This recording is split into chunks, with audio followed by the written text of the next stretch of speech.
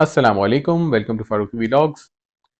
आज के वीडियो में मैं आर्म्स लाइसेंस से रिलेटेड कुछ लेटेस्ट अपडेट है जो कि मेरी एक्सपीरियंस और मेरे मालूमात से गुजरी, वो आपसे शेयर करना चाहता हूं।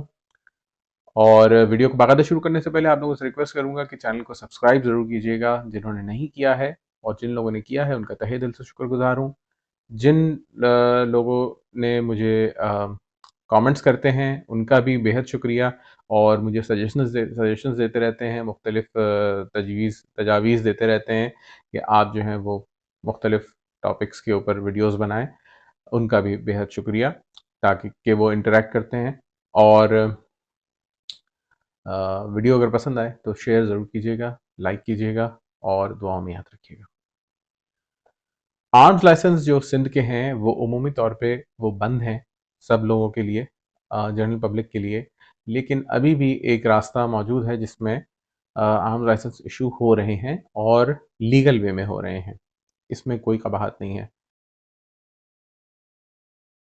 जनरली जो है आर्म्स लाइसेंस वो बंद किए हुए हैं, पब्लिक को नहीं इशू हो रहे। उस दिन सीएम कोटा जो था वो बिल्कुल बंद है, और सिर्फ होम मिनिस्ट्री के अंदर आपके होम मिनिस्टर का कोटा और होम सेक्रेटरी का जो कोटा है वो अवेलेबल है, और वो बहुत लिमिटेड कोटा होता है। और चूंकि डिग्नेटरीज हो गए, वकला हो गए, आर्म फोर्सेस वाले हो गए, इन लोगों के लिए आई लाइसेंस कभी भी बंद नहीं थे और इशू हो रहे थे। तो इस वजह से ये कोटा बहुत ही महदूद हो जाता है, जिसकी वजह से लोगों को दुश्वारी पेश आती है, और ये हर एक को एक्सेसिबल भी नहीं है।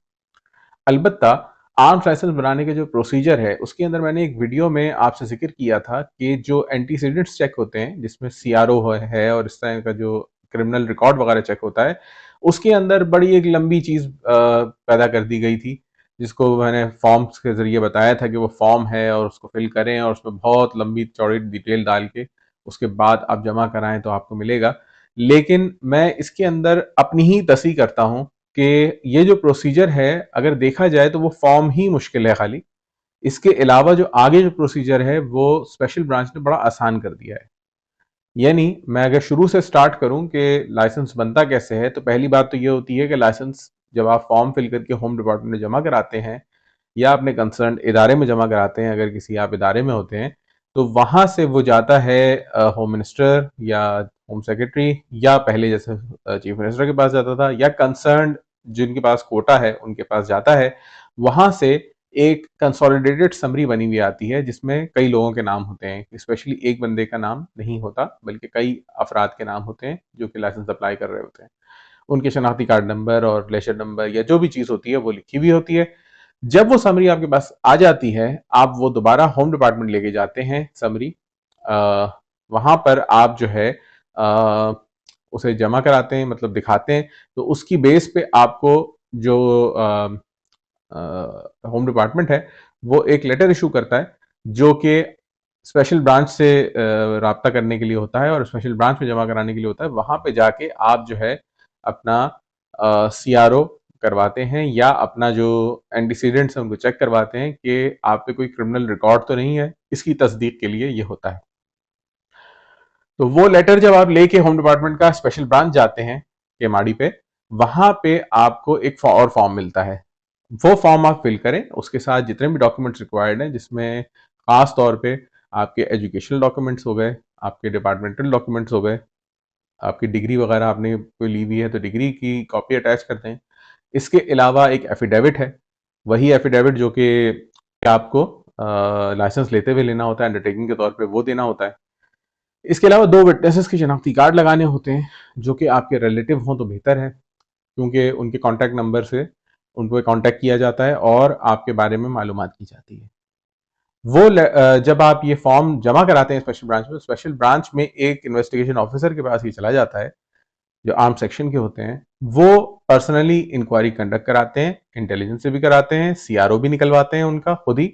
और जो क्राइम मैनेजमेंट सिस्टम है आपका, क्रिमिनल रिकॉर्ड मैनेजमेंट सिस्टम, उससे भी वो टैली किया जाता है। और उसके बाद आपको with in 10 days, 10 to 15 days का टाइम होता है, उसके अंदर आपको दोबारा स्पेशल ब्रांच जाके अपना जो रिसीविंग होता है उससे लेना होता है, वहां से लेटर लेना होता है। वो लेटर लेके आप होम डिपार्टमेंट दोबारा आते हैं। होम डिपार्टमेंट में आपको आपकी समरी की बेस के ऊपर तस्दीक होने के बाद एसओ साहब टोकन इशू करने की इजाजत देते हैं। एसओ के जो असिस्टेंट है वो लोग कर देते हैं काम, और फिर आपका टोकन इशू हो जाता है। टोकन इशू होने के बाद आपको ट्रैकिंग नंबर अलॉट हो जाता है और आप अपनी आईडी वगैरह कराने के लिए सामने वाले कमरे में चले जाते हैं। वहां पर आपको बायोमेट्रिक होगा, उसके बाद पिक्चर्स ली जाती हैं, तस्वीर उसमें उतारी जाती हैं, कंप्यूटर में ही ली जाती हैं डिजिटल तस्वीरें, और फिर डेटा एंट्री होती है। तमाम डेटा जो है वो जो डेटा एंट्री करने वाले साहब हैं उनको दिया जाता है। वो आपका डेटा आपके शनाख्ती कार्ड और मुख्तलिफ चीज़ों से लेके वो एंटर कर देते हैं। उसके बाद आपको एक पेपर पे परफॉर्मे की स्टाइल में एक फॉर्म प्रिंट होके मिल जाता है।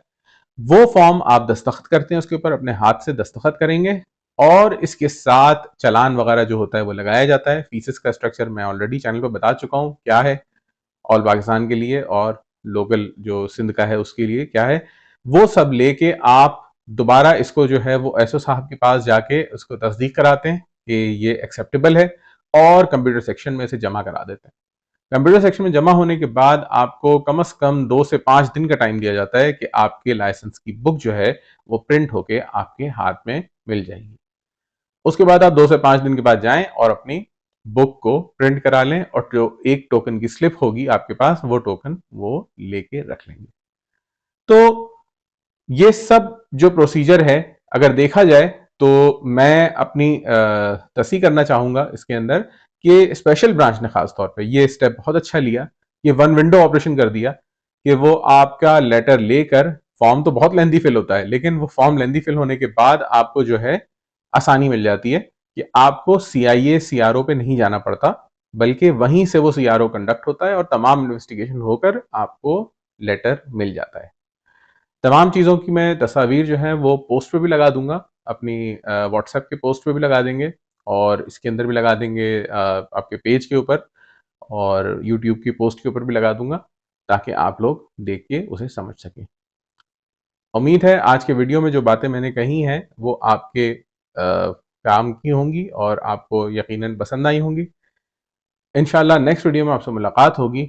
आज के लिए इजाज़त चाहूँगा। अल्लाह हाफ़िज़।